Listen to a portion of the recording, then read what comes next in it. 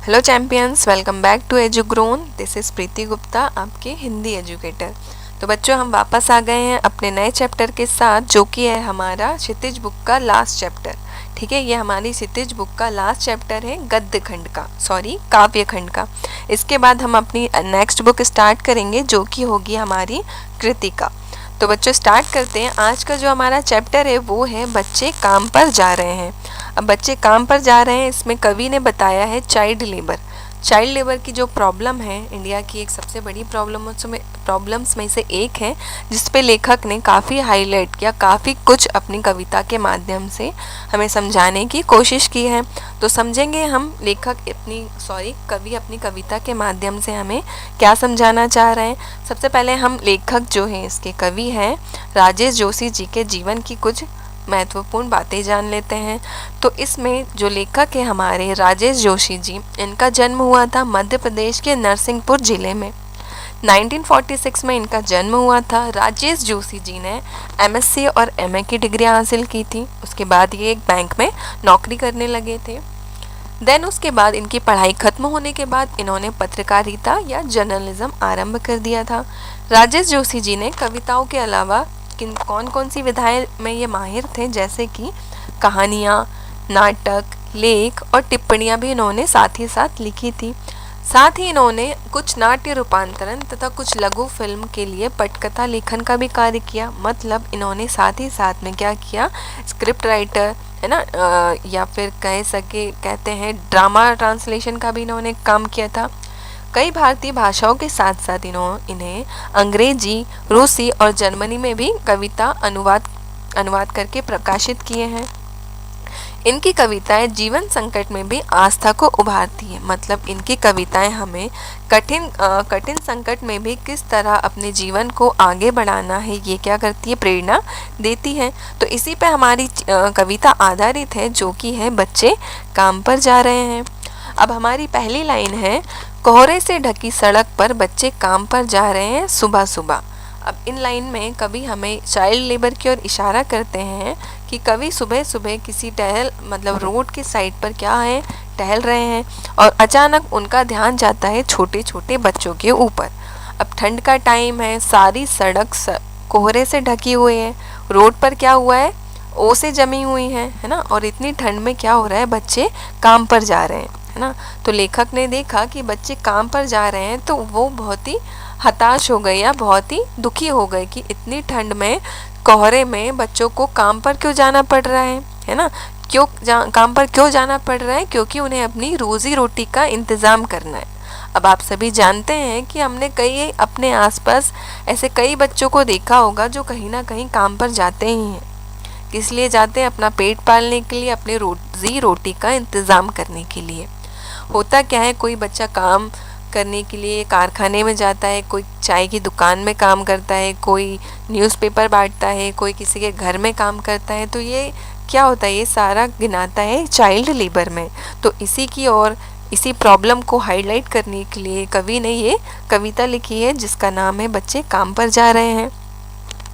अगली लाइन है, बच्चे काम पर जा रहे हैं हमारे समय की सबसे भयानक पंक्ति है। भयानक है, इसमें इसे विवरण की तरह लिखा जाना चाहिए, इसे सवाल की तरह, कि बच्चे काम पर क्यों जा रहे हैं।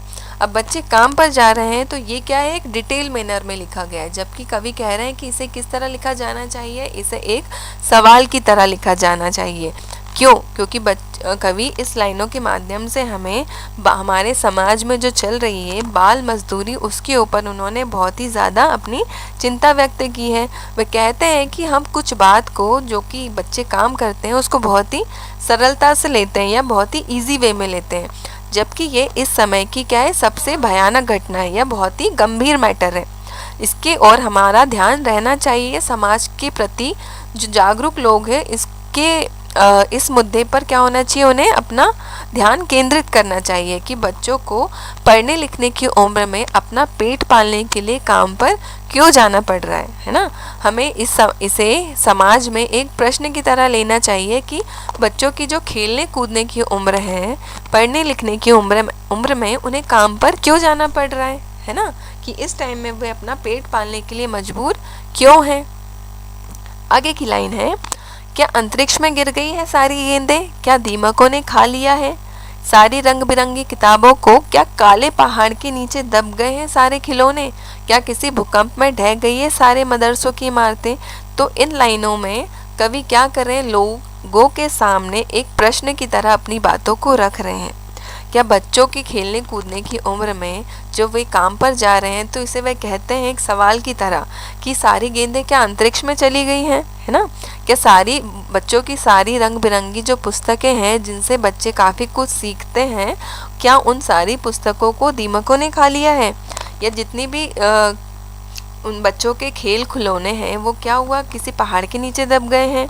या बच्चे जहाँ पर पढ़ते लिखते हैं स्कूल मदरसे, ये क्या हुआ, भूकंप से प्रभावित होकर इन सारे मदरसों या स्कूलों की इमारत क्या टूट गई है, जो बच्चों को ये सारी चीज़ों को छोड़कर काम पे जाना पड़ रहा है ना?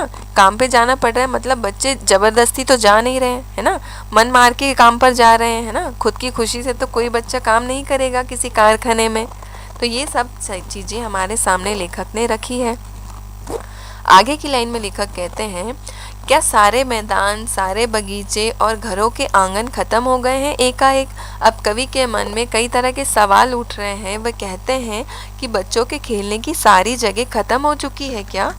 क्या सारे मैदान जहाँ पर बच्चे खेलते थे, सारे बगीचे जहाँ पर बच्चे टहला करते थे, उछल कूद करते थे, या सारे घरों के सामने के जो आंगन होते हैं, अपने दोस्तों के साथ बच्चे मौज मस्ती करते थे, वो सारे अब क्या ख़त्म हो चुके हैं क्या? जो बच्चों को अब इतनी जल्दी, इतना सुबह सुबह ठंड में काम पर जाना पड़ रहा है। सॉरी। आगे की लाइन है, तो फिर बचा ही क्या है इस दुनिया में? कितना भयानक होता है अगर ऐसा होता, भयानक है। लेकिन इससे भी ज़्यादा भयानक है कि सारी चीज़ें हस्ब मामूल है, मतलब सारी चीज़ें अपनी जगह पर यथा स्थित है। अब लेखक कहते हैं कि छोटे छोटे बच्चे काम पर इसलिए जा रहे हैं क्योंकि उनकी दुनिया की सारी चीज़ें जैसे कि गेंद, खिलौने, बगीचे, मैदान, घर का आंगन इत्यादि, क्या सब चीज़ें क्या हो गई, ख़त्म हो चुकी है ना? पढ़ने के लिए किताबें, स्कूल, मदरसे सारे क्या हुआ, ख़त्म हो चुके हैं। पर आगे कहते हैं, पर ऐसा नहीं है, सच ये नहीं है, सारी चीज़ें अपनी जगह पर एज इट इज़ है, उसके बाद भी बच्चों को काम पर जाना पड़ रहा है, तो ये ज़्यादा भयानक है ना? अगर ऐसा होता कि मदरसे स्कूल भूकंप से टूट गए हैं, गेंदें अंतरिक्ष में चली गई हैं, खिलौने पहाड़ के नीचे दब गए हैं, इसलिए बच्चे ये सारी चीज़ें खेल कूद नहीं पा रहे हैं, तो भी इतनी परेशानी नहीं थी। पर ये सारी चीज़ें दुनिया में मौजूद है, उसके बाद ही बच्चे इसको यूज़ नहीं कर पा रहे हैं और कहाँ जा रहे हैं, काम पे जा रहे हैं। तो ये चीज़ें लेखक को क्या कर रही है, बहुत ज़्यादा परेशान कर रही हैं, क्योंकि बचपन क्या होता है, खेल कूद का होता है, पढ़ाई लिखाई का होता है, बच्चों के विकास का समय होता है। इस पर उन पर कोई जिम्मेदारी या कोई बोझ आ जाए तो वो ठीक से डेवलप नहीं हो पाते हैं। तो इन्हीं तरफ लेखक अपना लोगों का ध्यान इस टॉपिक के ऊपर केंद्रित करना चाहते हैं या आकर्षित करना चाहते हैं कि इसके ऊपर आवाज़ उठाई जाए। ओके, आगे की लाइन है, पर दुनिया की हज़ारों सड़कों से गुजरते हुए बच्चे, बहुत छोटे छोटे बच्चे काम पर जा रहे हैं। अब कवि कहते हैं, सच सोच थी कि दुनिया में स्थित सभी खेलने कूदने की जगह ख़त्म हो गई है, इसलिए बच्चों को काम पर जाना पड़ रहा है। लेकिन जब देखते हैं कि सारी चीज़ें दुनिया में मौजूद है, उसके बाद भी बच्चे काम पर जा रहे हैं, तो ये क्या एक चिंता का विषय है, क्योंकि उन्हें ये समझ ही नहीं आ रहा है कि अगर सारी चीज़ें मौजूद है, बच्चों के खेल खिलौने, पुस्तक, स्कूल, तो फिर बच्चों को काम पर क्यों जाना पड़ रहा है। छोटे छोटे बच्चे दुनिया की हज़ार सड़कों से चलकर अपने काम पर जाने के लिए मजबूर हैं, इसलिए उन्हें हमारे सामने ये प्रश्न उठाया है कि बच्चे काम पर क्यों जा रहे हैं, है ना? आपको ये सोचना चाहिए कि इन छोटे छोटे बच्चों को काम पर क्यों जाना पड़ रहा है। तो इसी के साथ बच्चों हमारा आज का सेशन ख़त्म होता है। इस चैप्टर से आपने काफ़ी कुछ सीखा होगा, और इसके साथ ही आपको जो भी कुछ डाउट है हमें कमेंट सेक्शन में कमेंट करके ज़रूर बताइएगा। मिलते हैं बच्चों आपसे अगले सेशन में, तब तक